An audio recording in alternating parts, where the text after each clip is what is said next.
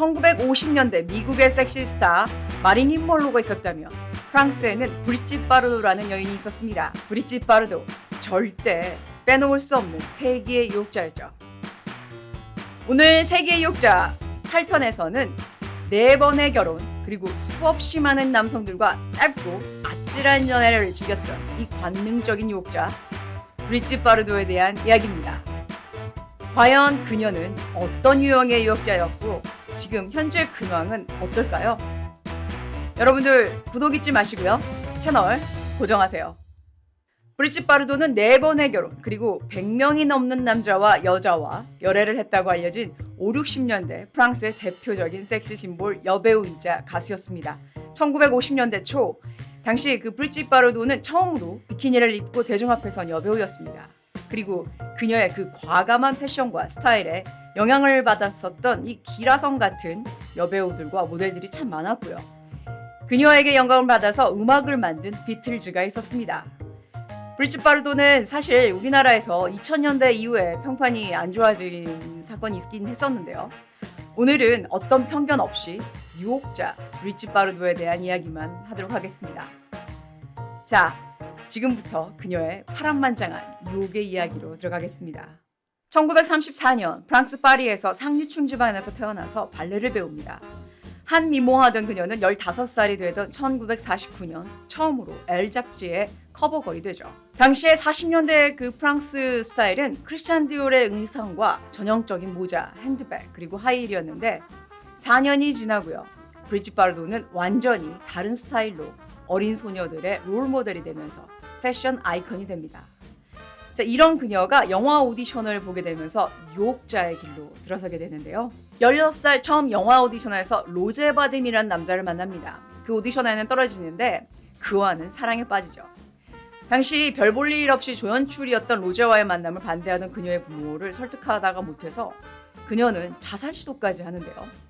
결국 만남을 허락하고 그녀가 18살이 되었던 1952년 이 둘은 곧바로 결혼을 합니다.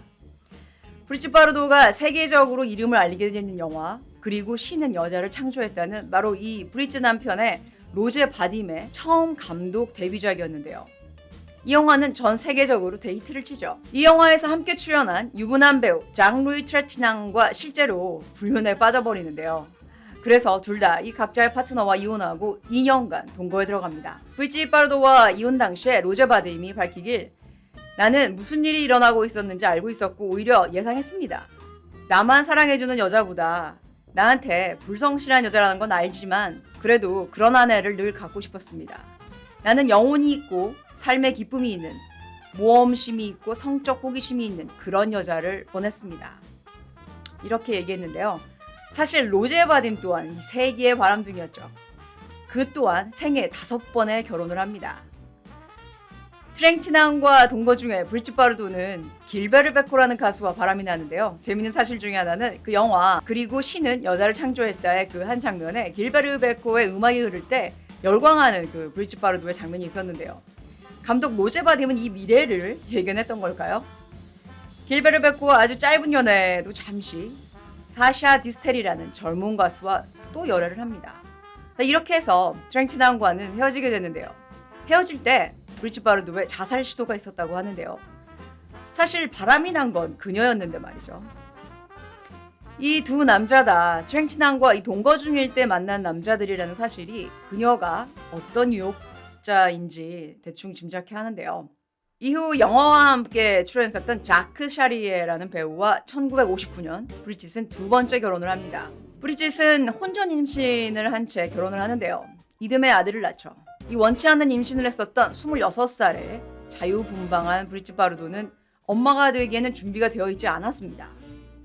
아이를 낳고 얼마 되지 않아서 브리짓은 또다시 자살 시도를 합니다. 결국 1살이 채 안 되는 아이를 두고 이 둘은 이혼을 하게 되는데요. 아이는 그 아빠인 자크가 키우게 됩니다. 그리고 브리짓은 아이가 클 때까지 보러 오지 않았다고 전해지는데요. 이 자크와 이혼 후에 수없이 많은 남자들과 연문을 뿌리게 됩니다. 그중에 브라질 뮤지션 밥 제귤이라는 그 뮤지션과는 63년부터 65년까지 2년간 동거를 하죠. 세계적인 여배우가 된 그 브리짓과 바비 방문했었던 브라질의 부지오스에는 이 브리짓 바르도의 동상이 있을 정도입니다. 그녀의 방문 이후에 이 어촌 마을은 관광지가 돼버렸죠. 그 당시에 이 브리짓 바르도의 영향력이 얼마나 대단했는지 알 수 있었던 그런 부분이죠. 이후에 1966년 독일 갑부 군터 작스를 만났는데요. 유명한 일화가 있죠. 어느 날 그는 그 자신의 헬기를 타고 장미 만송이를 그녀의 집 위에다가 뿌리면서 그녀한테 사랑 고백을 합니다. 일명 로즈 샤워라고 하는데요. 이 이벤트 몇 주 후에 이 둘은 라스베가스에서 결혼식을 올립니다. 군터 작스 또한 만만치 않은 바람둥이였죠. 결국 이 둘도 3년 후인 1969년 이혼합니다. 군터와 이혼 후에 다시 자유의 몸이 된 브리짓 바르도는 수많은 유명 인사들과 원 없이 연애를 즐기죠. 그리고 그녀가 39살이 되던 1973년 브리짓은 영화계에서 은퇴를 선언합니다. 은퇴는 했지만 열애의 은퇴는 아니었죠. 끊임없이 새로운 사랑을 만났지만 늘 허무했던 브리짓 바르도였죠. 49살이 되던 1983년 브리짓은 또 한 번 자살 시도를 합니다. 이게 그녀의 네 번째 자살 시도였죠. 그리고 같은 해 유방암 진단과 치료를 받게 됩니다. 한동안 큰 스캔들이 없었던 브리짓은 58세가 되던 1992년 어느 레스토랑에서 식사를 하다가 우연히 알게 된 7살 연하의 사업가 버나드를 만나서 네 번째 결혼을 하죠. 현재 87살이 된 그녀는요, 지금까지 버나드와 함께 센트로페즈에서 아주 행복하게 살고 있다고 합니다. 자, 여기까지가 이 세계 유혹자 브리짓 바르도의 사랑 이야기였는데요. 만난 남자들이 100명이 넘고 결혼만 4번을 한 브리짓 바르도, 그리고 자살 시도 또한 4번이었습니다. 자, 지금부터 그녀의 유혹의 기술에 대한 저의 견해로 들어가 보겠습니다. 여러분들, 이건 어디까지나 저의 개인적인 견해라는 점 잊지 마시기 바랍니다. 처음에 제가 소개했었던 영화 그리고 신은 여자를 창조했다. 이 영화는 브리짓 바르도한테 매우 의미심장한 영화인데요. 이 영화는 그녀가 18살에 결혼했었던 첫 번째 남편 로제 바딤이 각본까지 쓰면서 감독한 영화인데요. 브리짓 바르도의 유혹의 인생을 이해하기 위해서는 먼저 이 영화를 보셔야 된다고 생각을 하는데요. 영화 제목이 그리고 신은 여자를 창조했다 였지만 사실은 그리고 로제 바딤이 브리짓 바르도를 창조했다라고 해도 결코 무리가 아닙니다. 저는 이 영화가 그녀 안에 내재되어 있었던 유혹자 사이렌을 깨우는 매개체가 된 아주 특별한 영화라고 생각이 들었는데요.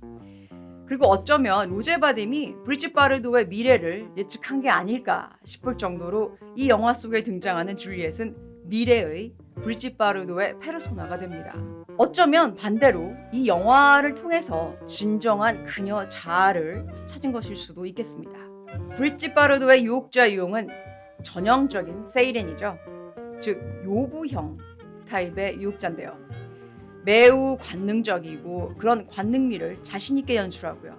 상상력을 자극해서 상대를 사로잡는 그런 유형에 속한다고 생각하는데 그런 유형 중에는 마릴린 먼로가 있죠. 브리짓은 다른 모델들이 시도하지 않았던 과감한 포즈나 스타일, 메이크업으로 보수적이었던 5, 60년대의 남성뿐만 아니라 여성까지도 사로잡았습니다. 앞가슴을 훤히 드러나게 하는 스타일을 유행시켰고요. 루스한 니트 패션과 짧은 반바지, 그리고 하이힐을 던져버리고 맨발로 다니거나 플랫 슈즈를 신으면서 성적으로 해방된 자유의 영혼임을 부각시켰습니다. 마릴린 먼로 또한 세일인데요. 그녀한테는 백치미가 있었다면 브리짓 바르도는 과감하고 저돌적인 그런 섹시미가 있었다고 생각을 하는데요. 자, 비키니를 보시면 이 비키니는 1946년 7월에 처음 세상에 선보이죠. 여전히 보수적이었던 프랑스도 그녀 때문에 비키니가 대중화되었고요. 미국은 사실 60년에나 들어와서 입게 됐습니다. 비키니뿐만 아니라 그녀가 새롭게 시도하는 그런 스타일들은 모두가 이 트렌드가 됐고요. 하나의 섹시한 상징물처럼 되어버렸습니다. 그런데요, 브리짓 바르도는 그녀의 생애 4번의 자살 시도를 했었죠. 그리고 항상 그녀가 먼저 상대를 떠났습니다. 그리고 하나밖에 없는 아들에 대한 모성애는 찾아볼 수가 없었죠. 이러한 사실들만 보더라도 그녀는 매우 불안한 존재였습니다. 자, 이번 방송을 위해서 그녀의 자료를 찾으면서 알게 된 사실은 그녀가 어린 시절에 부유하기는 했는데 엄격하다 못해서 학대 수준의 가정환경에 자란 어린 시절이 있었다는 것인데요. 그녀의 부모는 아주 엄격했고요. 친구도 아무나 못 사귀게 해서 브리짓 바르도는 친구가 거의 없었고요. 특히 아버지의 체벌 중에 자기가 좋아하는 꽃병을 깼다고 그녀와 여동생을 채찍으로 20번이나 때렸다고 하니 어떤 부모일지 여러분들 대충 상상이 되시죠? 요즘 세상에는 아무리 부모라도 그런 행동을 했다가는 감옥행이죠. 자, 이런 트라우마를 겪은 브리짓 바르도는 자유에 대한 갈망 그리고 아버지에 대한 사랑이 분명히 결핍되었을 것이었고요. 그녀의 남성관이 그 무서운 존재 또는 의지할 수 없는 존재로 인식되지 않았을까.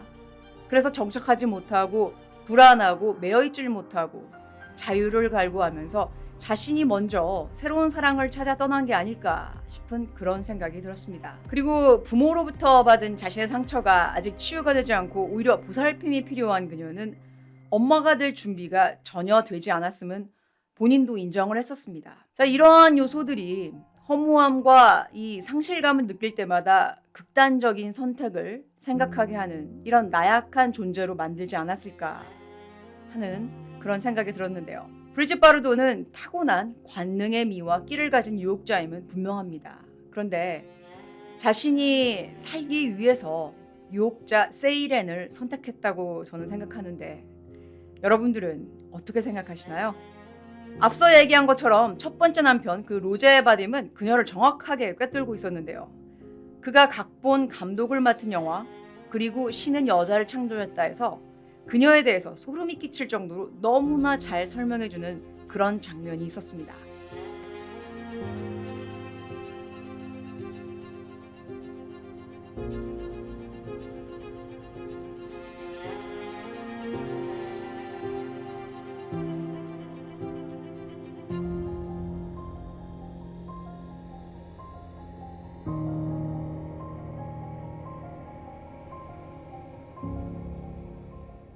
브리짓 바르도의 말년에는 동물보호에 앞장서서 일을 하고 있는데요. 그것 때문에 인종차별이나 문화상대주의적인 발언이 문제가 돼서 우리나라에서도 시끄러웠죠. 그런데 오늘 방송에서는 그 부분에 대해서는 아직까지도 논란의 여지가 많기 때문에 여기까지만 하겠습니다. 그런데 개인적으로는요. 저는 그녀의 이 불안한 심리가 이런 많은 문제점들을 설명해주고 있다는 그런 생각을 이번에 하게 됐습니다. 오늘 세계 유혹자 브리짓 바르도 이야기 어떠셨나요? 즐거우셨다면 구독 잊지 마시고요. 여러분들의 구독과 좋아요 그리고 응원의 댓글은 저한테 정말 큰 힘이 됩니다.